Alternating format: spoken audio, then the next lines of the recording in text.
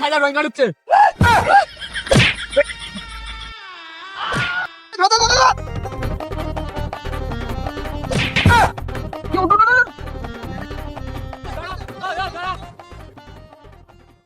এই ভিডিও শুধুমাত্র এন্টারটেইনমেন্টের জন্য, এর সাথে বাস্তবের কোনো মিল থাকে থাকলেও সেটা সম্পূর্ণ কাকতালীয়। কবে থেকে কইতাছিস কাজ কর কোনো কাম কাজ লাই, শুধু বাবার হোটেলে বসে বসে খাইছে আর রুটিগুলো আমার করতে হয়। বাবার কত চুরি করবে, কতদিন চুরি করবে তা কি জানি। কত বড় ছেলে যায় তো বাবার সাথে হাতে হাতে চুরি কামানি করে নিয়ে অন্তত বাংলাদেশ থেকে আর ইন্ডিয়ার গরু পাচারগুলো কর, তাও তো করে নে। রুটি এসে গেছি, এবার বসাই দে, ভালো করে চামচ করে গাও। আম্মু একটা রুটি দিছো, খুব ক্ষুধা লাগেছে, আর একটা রুটি দাও না। এই তুই কি কর? তুই জানিস না বাংলাদেশের শেখ হাসিনা যাওয়ার পর কি হাল হয়েছে? বাজারে মালপত্রের দাম কি হারে আগুনের মতো বাইরে গেছে। তুই দুটো রুটি চাষ কোন মুই খা? কত টাকা ইনকাম করিস তুই দুটো রুটি খাবি? তোর আব্বু কত ভোর রাত থাকতে উঠে জানিস? ওই পাড়ার সৈয়দ, মুজাফর, মুকচুর, সাইফুল, ফকির হোসেন, শামসের মাগির ক্ষেত থেকে 2 কেজি বেগুন চুরি কইলা, সেটা আবার হাটে গিয়ে বেড়াইছা।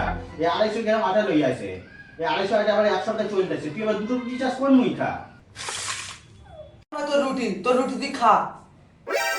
কি কইলি তুই আরেকবার কর? একবার কইলে শুনতে পাচ্ছ না? খাবো না তোর রুটি। খাবি না তা খাবি না, তুই কে দিস? তোকে আমি তেল দিব নাকি? তেল দেওয়া যাবে না, এটা রেখে দিয়ে পরের দিন চলে যাবে। আর রুটি যখন নেই তখন তরকারি কি দেয়া খাবি? কিচ্ছু নষ্ট করা যাবে না। এই মার ডেরেছে, এই খাওয়ানো বলে কি ভুল করলাম আমি? সারা রাত আমার বুক বেঁচে যাবে নাকি?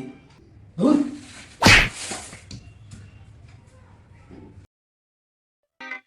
বাড়ি একটা কথা খাওয়ারও জো নেই, রুটিটা খাবো না বললাম বলে রুটিটা খাইলে নিল।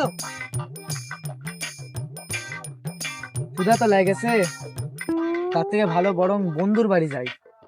এখন দুপুরের টাইম, ওরা হয়তো খাওয়া দাওয়া করছে, গিয়ে বসে থাকে, ওরা ডেকে নেবে। বন্ধু হয়তো।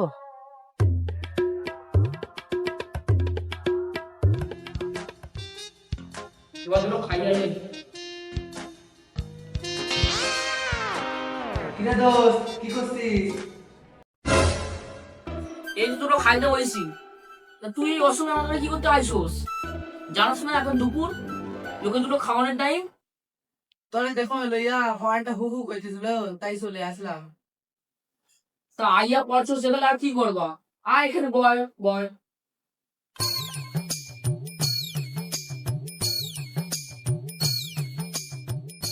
দূর থেকে দেখে মন হইতেছে না রে বন্ধু, একটু কাছে গিয়ে বসি।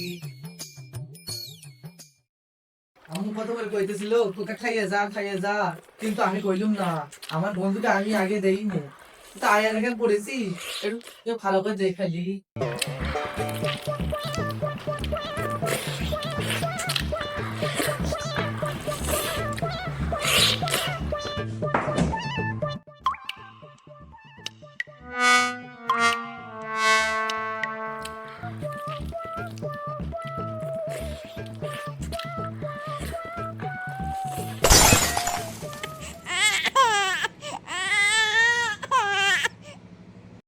কিরে বন্ধু চলে যাচ্ছিস কে? তুই বয় বয়। দেখা সাথ মিটে গেছে, এবার চল যাই। মাইন্দির পোলা একা একা খাইয়া নিল, একবার খাওয়ার কথা কইলো না। যাই মাঠে যাই।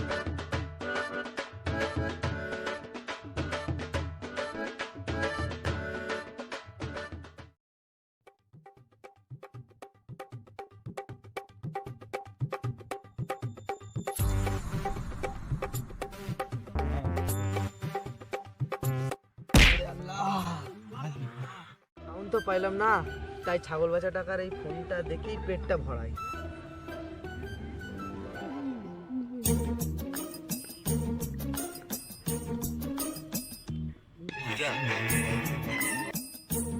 অন্তদয় অন্য চলে না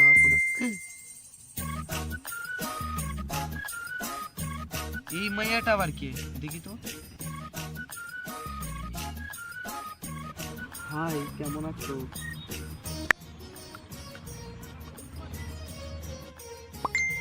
আমি ভালো আছি, আপনি? আমি ভালো আছি, তোমার বাসা কোথায়? আমার বাড়ি বনগা, তোমার বাড়ি কোথায়? বাংলাদেশ, ফ্রম ঢাকা। ওয়াও, বাংলাদেশ, কি করো তুমি? তেমন কিছু নয়, আমার আব্বার প্রচুর বড় বিজনেস আছে, আমাদের প্রচুর টাকা, তা আমাদের বংশে কারো কাম করতে লাগে না। আমার অনেক দিনের ইচ্ছা বাংলাদেশের ছেলেকে বিয়ে করি। আমার বাবারও বড় বিজনেস আছে, কলকাতাতে 4টে বাংলো আছে, দার্জিলিংয়ে একটা বাংলো আছে, চায়ের বিজনেস, বিদেশেও কতগুলি যে বাড়ি আছে তার হিসেব নেই। তোমাকে খুব দেখতে ইচ্ছা করছে, একটু ভিডিও কল করি।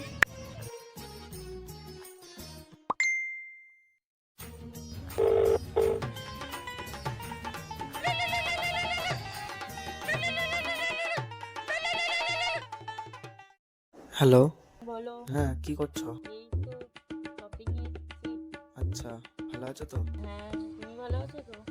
বাহ, তোমার কণ্ঠস্বর তো খুব কোকিলের মতো লাগছে। তাই পাশ থেকে খসখস আওয়াজ হচ্ছে কেন? কি করতেছো তুমি? আরে না না, আমি একটু শপিং এ এসেছি তো, তাই নীলাক্ষাতে এসেছি। এখানকার মেশিনগুলো একদম খারাপ, বিদেশের মেশিনগুলো না এরকম নয়। বিদেশে কিন্তু এরকম হয় না, বিদেশে স্মুথ হয়ে যায়। ও, আমার আম্মু বাসন মাজলে এমনই আওয়াজ হয়। হোয়াট? তুমি না বললে তোমরা খুব বড় লোক, তোমার আম্মু বাসন মাজে? অফকোর্স, আমরা বড় লোক তো, কিন্তু আমার আম্মুর মাঝে মধ্যে এমন ইচ্ছা করে। বুঝতেই পারছো বড় লোকের খামখেয়ালি মন। এই এই, এটা কিসের আওয়াজ হলো? না না, ও কিছু না, হাত থেকে কাঁচি পড়ে গিয়েছে জাস্ট। ঠিক আছে, আমি এখন বাড়ি যাব। হ্যাঁ, উফ, বাঁচা গেল, মালটা মনে হয় পটে গিয়েছে। এবার যদি আমার SIR এর নামও না থাকে, আমাকে যদি ইন্ডিয়াতে তাড়িয়েও দেয়, আমি ওই মালটার বাড়ি গিয়ে উঠবো।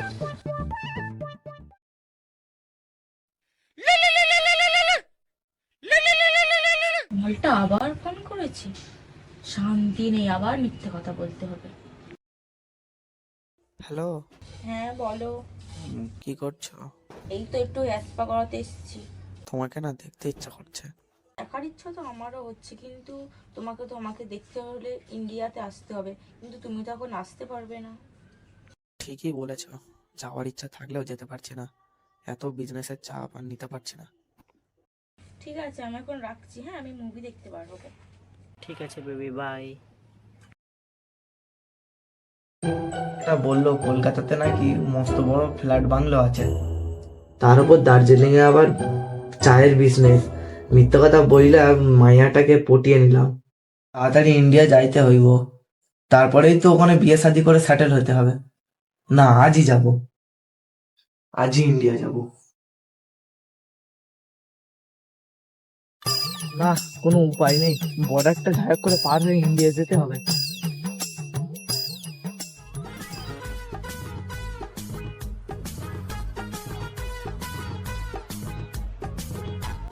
হ্যাঁ, দূরে বর্ডার দেখা যাইতেছে।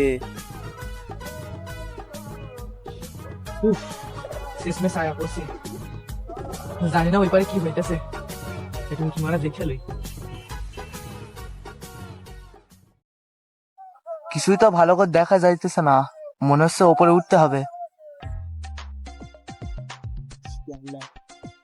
ওরে আম্মু, এ কি দেখতেছি? এদের হাতে কি বড় বড় বন্দুক, গেলেই তো আমার গুলি টিপা মেরে ফেল দেবে। ওই দিক দিয়ে যাইতে হবে।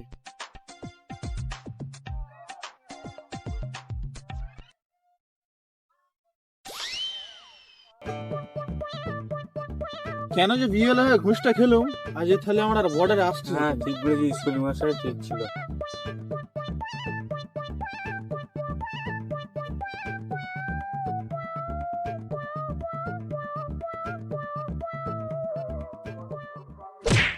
এই সাইডা রোহিঙ্গা ঢুকছে।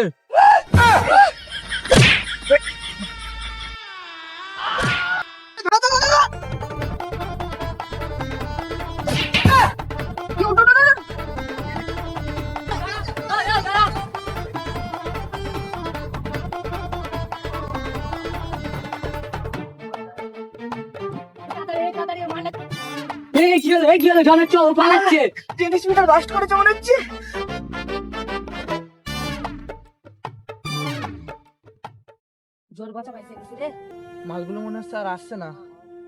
একটা এই জঙ্গলের ভেতরে কাইটা দেই।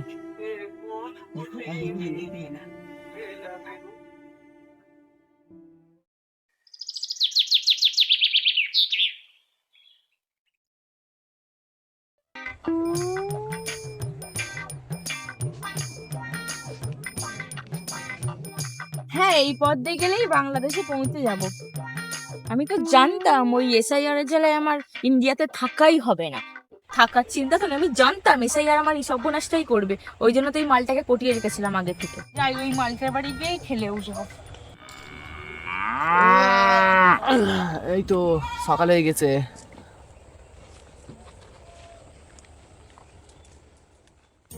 আজকে সারপ্রাইজ দেবো, ফোনটা করবি।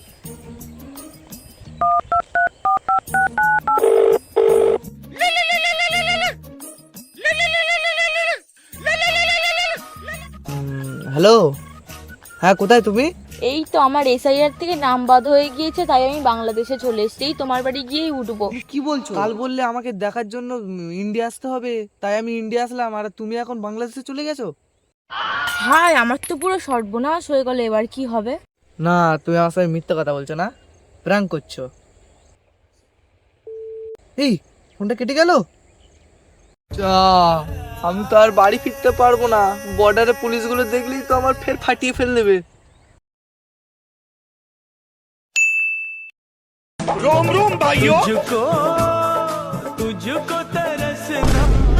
লোহা ভাঙা, টিন ভাঙা, সাইকেল ভাঙা,